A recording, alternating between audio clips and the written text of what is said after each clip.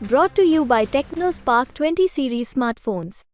उसी प्रत्याशी को वोट करेंगे जो हमें साथ लेकर चलेगा, खासकर मुस्लिमों को साथ लेकर चलेगा। हिस्सेदारी में कमी मानता हूँ, मैं अपनी तरफ से मानता हूँ कि लगता है कि अखिलेश यादव कहीं कहीं कुछ सीटों में गड़बड़ी कर देते हैं। इसी से मुसलमान नाराज है कहीं ना कहीं कि जहाँ पर मुस्लिम बहुल्य क्षेत्र है वहाँ पर किसी और को टिकट मिल जाता है। फिर भी हम ये देखते हैं क्योंकि मायावती जी स्टैंड नहीं लेती हैं, वे चुप रहती हैं हर मसले पे, तो इसलिए हम गठबंधन की तरफ जा रहे हैं। मौसम चुनावी है और मुजफ्फरनगर में पहले चरण में वोट पड़ना है 19 अप्रैल को। क्या कुछ माहौल है, क्योंकि हम जिस चौराहे पे खड़े हैं, ये चौराहा एक तरीके से आप कहिए भाईचारे का भी प्रतीक है और ये चौराहा 2013 में दंगों का भी प्रतीक है, क्योंकि ये फक्कर शाह चौक जहाँ पे सबसे बड़ी मरकज है मुजफ्फरनगर की, वहाँ पर मुस्लिम आबादी का क्षेत्र भी एक तरफ है और दूसरी तरफ हिंदू आबादी का भी क्षेत्र है। यानी भाईचारा लगातार कायम रहा, लेकिन कई बार वो भाईचारे में एक दरार भी आई। इस बार किस तरीके से मुस्लिम वोटर्स सोचते हैं और बाकी वोटर सोचते हैं, उनको हम उनसे बात करने के लिए। शादाब भाई, आप बताएं कि किस तरीके का इस बार माहौल है और किन मुद्दों को लेकर के खास तौर पर जो मुस्लिम कम्युनिटी है वो इस बार वोट करेगी। देखिए, 2013 के दंगों के बाद इस मुजफ्फरनगर में जो नुकसान देखा है, सहा है, तो उसको देखते हुए फिलहाल हिंदू मुस्लिम चुनाव ना होके सेकुलर चुनाव लोग बाग चाह रहे हैं, जनता चाह रही है, वो हिंदू ना मुसलमान हो ना हिंदू हो। जो नेता, जो सरकार हमारे देश में, हमारे प्रदेश में, हमारे शहर में शांति का, अमन का काम करेगी, जो चाहेगी कि हमारा व्यापार बढ़े, कारोबार बढ़े, हमें दंगे नहीं चाहिए बिल्कुल भी।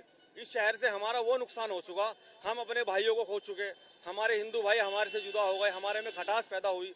हम लोगों को जोड़ने का काम हालांकि कर रहे हैं अभी, लेकिन हम हाथ जोड़ के कहते हैं कि हमें दंगे नहीं चाहिए, हमें झगड़ा फसाद नहीं चाहिए, हमें प्यार मोहब्बत चाहिए, हमें अपने देश की तरक्की चाहिए, क्योंकि हम भी मुसलमान हिंदू भाई सभी से इसमें रहना चाहते हैं। तरक्की और सबको तरक्की पसंद होता है और तरक्की तभी हो सकती जब शांति हो, जब हर जगह भाईचारा हो एक तरीके से। लेकिन ये बताइए कि जो चुनावी माहौल है, तो माहौल है तो लोगों को बात तो करना ही है, वोट भी देना है, तो किस तरीके का लग रहा है कि इस बार माहौल खास तौर पर मुस्लिम कम्युनिटी में चल रहा है? क्योंकि समाजवादी पार्टी एक नेचुरल चॉइस होती थी, उन्होंने भी टिकट बहुत लोगों को नहीं दिया है, मुस्लिम कैंडिडेट्स को कम दिया है। देखिए, चुनावी माहौल है, मगर मुजफ्फरनगर हमेशा गंगा जमनी तहजीब का शहर रहा है और मुजफ्फरनगर ये नहीं चाहता। मुजफ्फरनगर उस प्रत्याशी को अपना वोट करेगा जो हिंदू और मुस्लिम सबको साथ लेकर चलेगा। हमारा यही नारा है, हम यही चाहते हैं कि मुजफ्फरनगर में आज तक मुसलमान हमेशा हिंदू मुस्लिम एकता का प्रतीक रहा है और हमेशा रहेगा। उसी प्रत्याशी को वोट करेंगे जो हमें साथ लेकर चलेगा, खासकर मुस्लिमों को साथ लेकर चलेगा, उन्हीं को वोट करेंगे। ये क्या मतलब है? अगर साथ लेकर चलना है तो क्या है? कारोबार में और बेहतर माहौल होना चाहिए, किस तरीके की आपको उम्मीद है? और ये उम्मीद किससे है? मेंबर साहब बताएं जी, मेंबर साहब बताएं जी, आप बताइए कि अगर उम्मीद है तरक्की की, अमन की, शांति की, किससे उम्मीद हो सकती है? अब तो गठबंधन से उम्मीद है, राहुल गांधी से उम्मीद है हमें। लेकिन यहाँ पर समाजवादी पार्टी के कैंडिडेट हैं। एक माहौल उत्तर प्रदेश में है कि अखिलेश ने उतनी सीटें नहीं दी मुस्लिम को जितना मिलना चाहिए था, जिस तरीके से जितना हक होना चाहिए। हक वाली बात अपनी जगह ठीक है, लेकिन वो राष्ट्रीय लेवल के नेता हैं, वो सोच समझ के ही टिकट वितरण करते हैं कि किस समीकरण पे हिंदू जीतेगा, किस समीकरण पे कौन सी सीट पे मुस्लिम जीतेगा। अगर वो मुस्लिमों को लुभाने के लिए कि कहीं भी टिकट दे दें और वो जीत ना पाए तो बेकार है। टिकट उसी को मिलना चाहिए जो जीत सके, जिसका जाति समीकरण और समाजवादी पार्टी का वोट, मुस्लिम वोट मिलाकर, वो चाहे कोई हमारा हिंदू भाई क्यों ना हो, लेकिन वो सीट निकाल सकता है तो उसको ही टिकट देना चाहिए। ऐसा नहीं है कि मैं जीत तो रानी और मैं मुस्लिम हूँ और मुझे टिकट दे दिया, मैं खुश हो गया और मैं जीत रानी। जीतने वाले को ही टिकट मिलना चाहिए, वो चाहे हिंदू हो या मुसलमान हो। ये एक अभी भी बात हो रही थी, आपसे भी बात हो रही थी कि विनेबिलिटी एक फैक्टर तो है, जैसा इन्होंने कहा कि जो जीते उसको। लेकिन एक तरफ ये भी तो कहा जाता है कि हिस्सेदारी तो होनी चाहिए, तो क्या लगता है उस हिस्सेदारी में कहीं कमी है? हिस्सेदारी में कमी मानता हूँ, मैं अपनी तरफ से मानता हूँ कि लगता है कि अखिलेश यादव कहीं कहीं कुछ सीटों में गड़बड़ी कर देते हैं। इसी से मुसलमान नाराज है कहीं ना कहीं कि जहां पर मुस्लिम बहुल्य क्षेत्र है वहां पर किसी और को टिकट मिल जाता है। ये नाराजगी है। ओवैसी साहब ने जैसे एक नारा दिया, हिस्सेदारी की बात करी है, वो उनकी बात काफी हद तक हम सही मानते हैं, लेकिन जब बात आती है जमहूरियत की, लोकतंत्र की, तो हम ये नहीं कह सकते कि हिस्सेदारी सिर्फ मुसलमान ही लेगा, हिस्सेदारी हिंदू भी लेगा। और वो समीकरण देखने ही पड़ते हैं, तो कहीं ना कहीं समीकरण देखना भी पड़ेगा। तो इस बार हम जो है गठबंधन की तरफ ही रुझान। विकल्प नहीं है इसलिए? नहीं, विकल्प नहीं है। विकल्प तो बहुत सारी चीजों, बसपा भी हो सकती है विकल्प, वहां पर दलित समाज का बहुत अच्छा वोटर होता है हमारा। लेकिन फिर भी हम ये देखते हैं क्योंकि मायावती जी स्टैंड नहीं लेती हैं, वे चुप रहती हैं हर मसले पे, तो इसलिए हम गठबंधन की तरफ जा रहे हैं। क्या आपने कहा क्या कि हिस्सेदारी का एक सवाल तो है, लेकिन उस हिस्सेदारी में फिर इफ आ जाता है, इसलिए नहीं? देखिए, हिस्सेदारी तो होनी चाहिए। जब 2% वालों की हिस्सेदारी होती है तो हम तो 20-21% वाले हैं ना।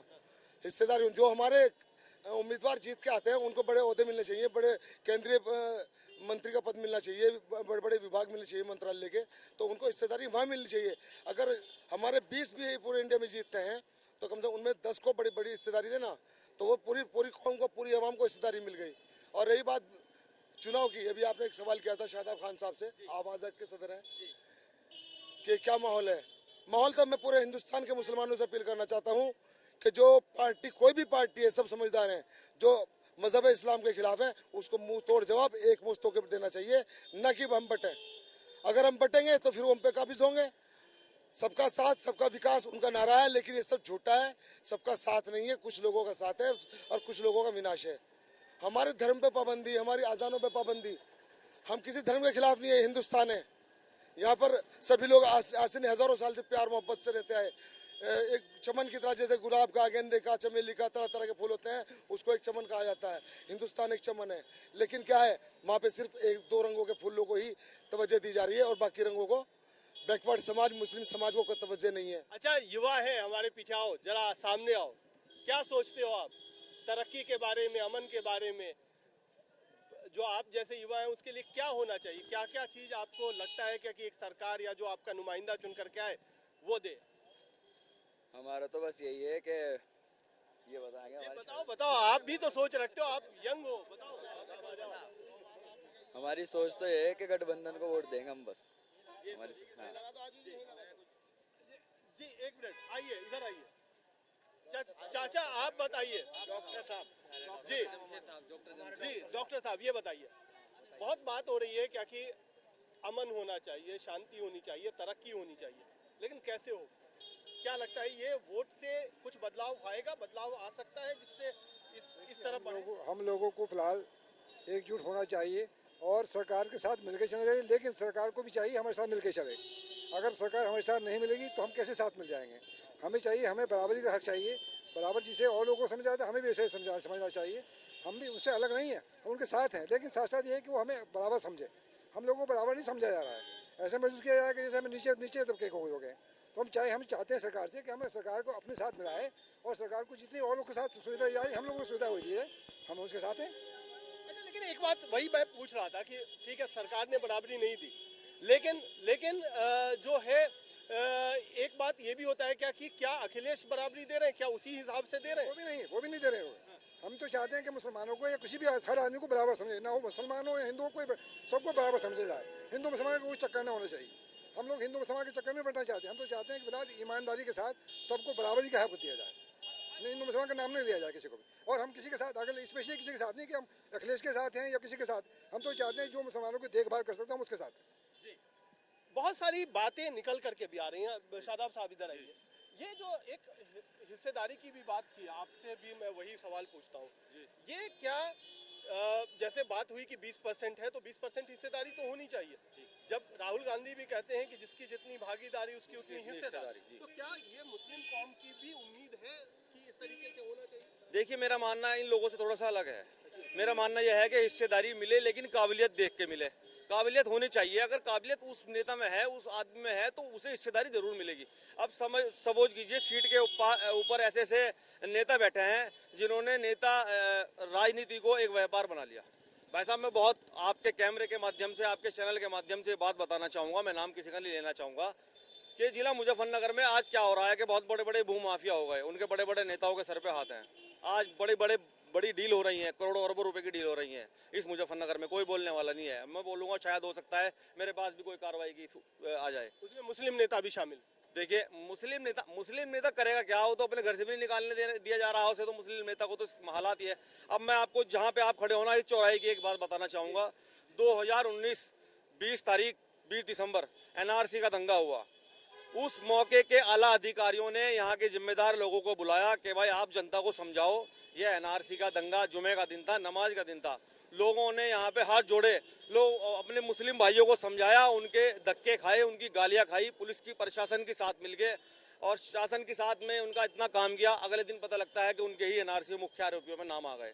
अब आप ये बताइए कि सच्चाई की राह पे कौन चलेगा? कौन आके किसी को बताएगा कि ये सही है गलत है? अब हालात ये हो रहे हैं, बताओ, कोई बोलने को तैयार नहीं। अगर कोई बोलेगा तो उसी के खिलाफ जो है कार्रवाई है। अब बताइए क्या होगा? तो हम तो ये कहना चाहते हैं, हिस्सेदारी भी काबिलियत देख के मिलनी चाहिए। आइए भाई साहब, क्या लगता है क्या होना चाहिए? किस तरीके का इस बार माहौल है?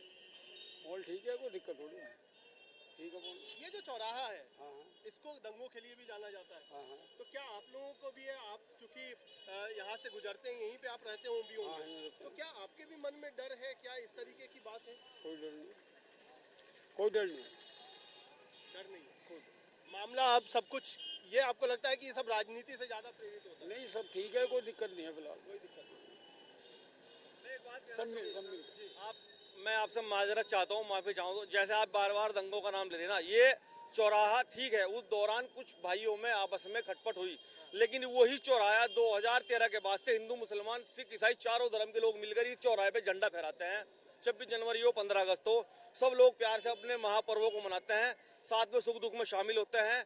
होली का त्यौहार हो, दिवाली का हो, सब लोग यहाँ पर एक दूसरे को माला पहनाते हैं। हर साल हर तरह का प्रोग्राम हिंदू मुस्लिम का यहाँ होता है। यंग लोग थोड़े सामने आए, ये बताइए कि इस बार वोट डालेंगे? हमारे तो वोट रखती है नहीं बनाया नहीं अभी। आप 18 से कम हो? जी, 18 से 16 साल है। तो 18 से ये जो कम युवा है, लेकिन फिर भी कुछ पॉलिटिकल सोच रखते हो? अभी इतनी सोच रखते इतनी सोच नहीं है। तो क्या आप क्या सोचते हो? क्या होना चाहिए बताइए? सोचते हैं कि सरकार चेंज होनी चाहिए। चेंज होनी चाहिए। हाँ। तो ये एक तरीके से माहौल है मुजफ्फरनगर में। ये जो चौक है, जिसको हम पानी टंकी चौक भी कहा जाता है, टंकी चौक भी कहा जाता है। तो ये हमने जिनसे भी बात की, उनका कहना है कि निश्चित तौर पर एक बदलाव की तैयारी है, लेकिन साथ ही साथ शांति और व्यवस्था को ध्यान में रखते हुए जो भी सरकार है वो काम करे। कैमरामैन मृदुल मोहन के साथ कुमार कुणाल, मुजफ्फरनगर, यूपी तक।